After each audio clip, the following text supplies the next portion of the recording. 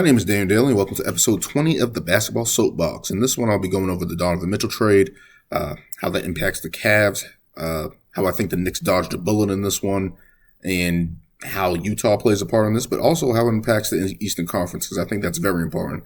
They're messing up my rankings, the Cleveland Cavaliers, so thank you. As the slow NBA offseason, I thought it was safe to put a ranking out, and it's not. So, thank you. But moving on, we look at other NBA news according to injuries to two big teams in the Eastern Conference, and as well as the WNBA playoffs, because I feel like there's two good series going on, and a good playoffs that's going on in the WNBA, and I'll get into that. Aja Wilson and Breonna Stewart playing well, Candace Parker playing at an all-time level. As she's aging, is just it needs to be discussed. As we get into our first topic, we look at the Donovan Mitchell trade. Donovan Mitchell was traded to the Cleveland Cavaliers a couple days ago for Colin Sexton, Lauri Markkanen, 3 first-round picks in the 25th, 27th, and 29th draft, and 2 pick swaps in 26 to 28. Utah instantly signed Colin Sexton to a 4-year, $72 million extension. He was looking for his money, and Cleveland found a partner for him to get his money. So Colin Sexton's paid. But looking at Cleveland, this is a big move for Cleveland. A small market team that has been crushed historically in the 70s. I think they got to the 1976 Eastern Conference Finals randomly. But they have been crushed historically, especially by Michael Jordan and the Bulls. LeBron comes to save them, brings them a championship in 2016, and this is probably their best team since the early 90s. They haven't won a playoff series without LeBron James since 1993, I believe. And that was when they beat, I think I have it written down here, they beat the Nets 3-2, but then lost to the Bulls in 6. And the year prior, they went to the Eastern Conference Finals where they lost in 6 to the Bulls, Michael Jordan's epic series. So they haven't won a playoff series in nearly 20 years. 30 years without LeBron James. 30 years without LeBron James. That's insane. But this is probably their best team. Donovan Mitchell has 4 years left on his deal, but has a 4th-year player option. So he's tied up. He's 26 years old, an all-star, proven guy that has advanced rounds and has been a big-time scorer. I think he's like the 4th in all-time playoff scoring. You look at Darius Garland, who they signed to a max extension, rookie extension. He's an all-star, 20-7 guy, 28 guy, who basically needed someone to help him last season, especially scoring-wise, and Donovan Mitchell fits that bill. This team still has Jared Allen, who they got in a trade from the Brooklyn Nets, which is crazy because, the Nets could have had Jared Allen instead of DeAndre Jordan. That's a whole other discussion for another day. But he's a guy that gets you 16 and 10 with nearly 2 blocks a game, great defense, efficient around the hoop, and gets you 16 points a game, which is awesome. And then followed up by Evan Mobley, who's only 20 years old. People are worried that he can't sign a max extension due to whatever poison pill contract or whatever how it goes, whether you can only have a rookie extension guy on your team, but they traded for one as well. So they're not going to be able to offer him the 5-year max when his contract is up, I think, in the year before. So when the extensions happen, he can't sign a 5-year deal. It's basically going to be a wink-wink, and then in the offseason, they're going to try to sign him to a 5-year deal. I don't see why he would want to leave this core unless they're just not getting it done. But this is great for Cleveland to have this young nucleus and to add without losing much. Lauri Markkanen was playing small forward at 7 footer, next to Mobley and Allen. And they traded him and added Donovan Mitchell, who they desperately needed. And they didn't give up Garland. They didn't give up Jared Allen. They didn't give up Evan Mobley, Karis LeVert, Kevin Love, Cedi Osman, all these guys that have been on Cleveland. They basically kept their core intact and added Donovan Mitchell. That's a big upgrade for a young team that has added an all-star and has 2 all-stars on the team and potentially a great big man in Evan Mobley, especially on the defensive side of the ball. This just improves Cleveland tremendously, a team that's great defensively. I know people saw them stumble last year. Jared Allen fractured his finger, I believe, or his thumb, or whatever the case may be, and couldn't play the last couple months of the season, and then rushed back to get into the play-in game where they got smashed by the Hawks. And people looked at that as a casualty. But if he was there, they were still a top 5 defense in the league, and that's with Kevin Love, Darius Garland, and all these other guys that aren't really known for defensive end of the ball. But to sit there and still be top 5, and they were 20th in offense, and add Donovan Mitchell, a guy who gets you 25 a game career-wise, that's big time for this team that was desperately needing another scorer, another ball handler, and another guy that can go get you a bucket. He's going to get hot at times. He's going to be streaky at times, especially, but in playoff matchups, when you go into different arenas, you go into Brooklyn, potentially, you go into Milwaukee, you go into Philly, you go into Toronto, you go into Boston, you're going to need somebody that can get you buckets.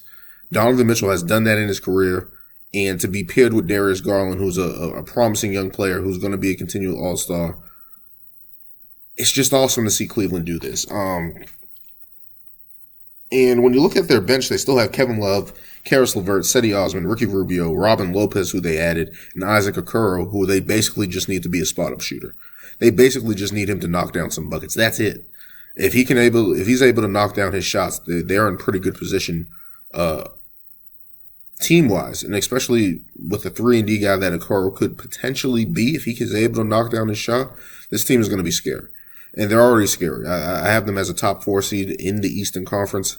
I think Miami's going to take a step back. I think Toronto's going to be right there, kind of battling positioning. I think Atlanta's still going to be lower tier.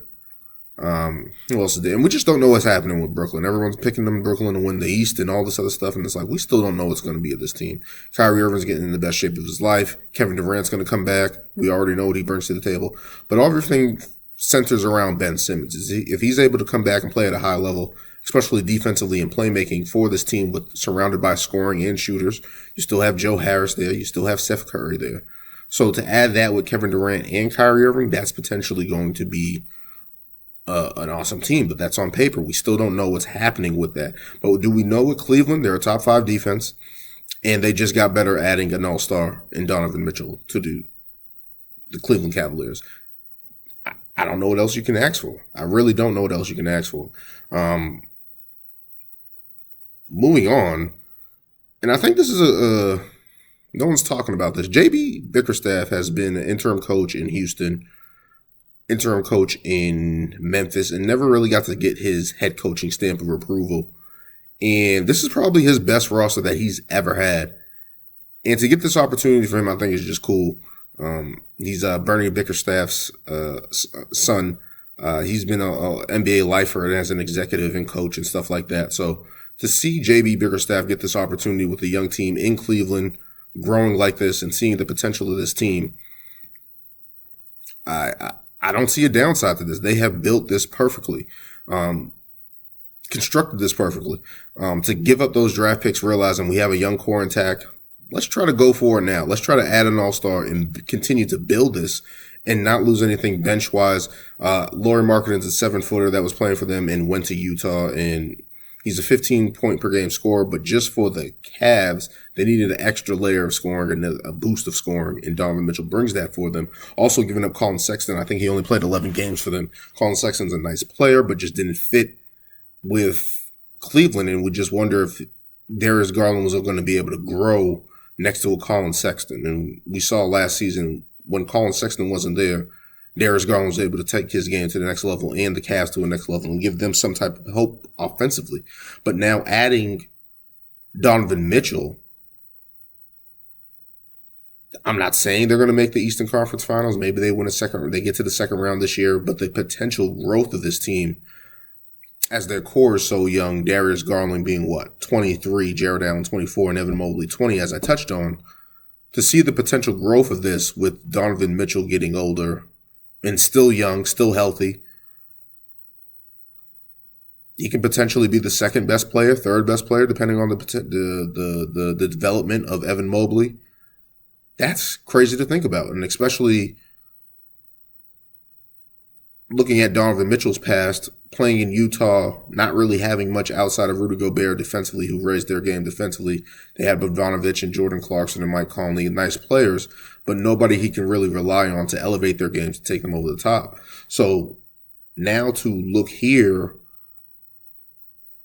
and have a Darius Garland next to you who you know can get you a 20-point game, facilitate the offense, and not everything has to lean on you consistently all the time. This is going to be great for Cleveland. This is going to be great for Cleveland. I love this for Cleveland, how they took a chance, realized the situation with the Knicks wasn't going as well as everyone thought, and snuck in the back door and made this trade happen and boosted their chances. And let's get something frank here. They were a playing team because of injury last year, so they're probably middle of the road team. In the NBA, you don't want to be at the end or the middle of the road. You either want to be really, really bad or up in the top four, giving yourself a chance to advance and get to Eastern Conference Finals, potentially a championship. And I feel like they did that with this move. You want to give yourself a puncher's chance to get better. And that's what Cleveland did with this trade. They're not at the bottom anymore. They're not they're not messing in the middle. They give themselves a puncher's chance to get to the Eastern Conference Finals, potentially a finals at some point with this young core developing. And I think that's awesome for Cleveland. A small market team that has been terrible without LeBron James and has been since the 90s and stuff like that. So to look at what they have done the past couple of years, built this core, built this team, and continuously getting better, I just love this move for Cleveland. I think it's a great move, and especially for Donovan Mitchell to get out there and everyone thinking it was going to be New York. Turns out it's Cleveland. And he's taking a chance on Cleveland. He has 3 years left on his deal. But to play with that core, he was excited to see Darius Garland, Jared Allen, Evan Mobley, to see some type of potential there and to be excited about that is good for Donovan Mitchell. It's good for the NBA. It's good for Cleveland. And that's a win for them.